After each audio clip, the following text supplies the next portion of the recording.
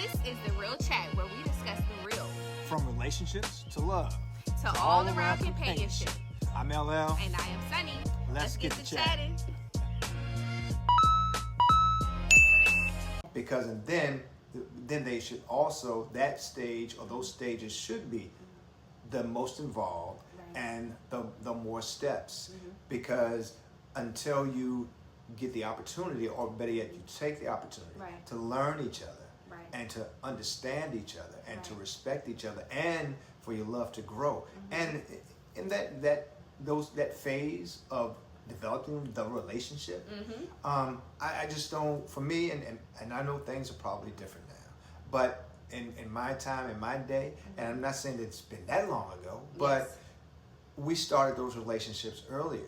Like we were just talking yes, recently, yes, the relationships now for youngsters, mm-hmm, or young adults, mm-hmm, they start later. They're doing a lot of things in between, say, 20 and 30. Yes. And they're figuring themselves out. Yes. They're figuring what they really want. They're figuring what they want in their careers, but also developing those careers, going after those dreams, yes, making things happen. Yes. So they don't really, a majority from what I'm hearing, don't really start considering that yes, serious yes, relationship to share their lives with someone else, exactly, until a little bit later in their 20s. In our time, mm-hmm, it was earlier. Okay, I guess it started for us in high school, mm-hmm, and then into college, yes, and then college was kind of the beginning spot. Because mm-hmm, you were figuring yourself out where you were going.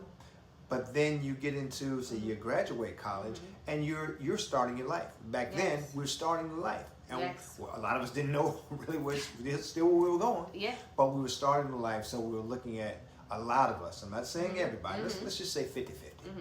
I know I was. And yes, I got to that place at 20 years old. Mm-hmm. But I was a very mature young man, mm-hmm, because of a lot of things in my life and things that had taken place. So that put me in another place to say, okay, I've been playing yes, all my life. I've been playing all of my young adult life. So with that being said, you feel as though you were relationshiping, you were dating, mm-hmm, and then the marriage, it was a difference for you, essentially. Mm-hmm. It was mm-hmm, a difference. Mm-hmm.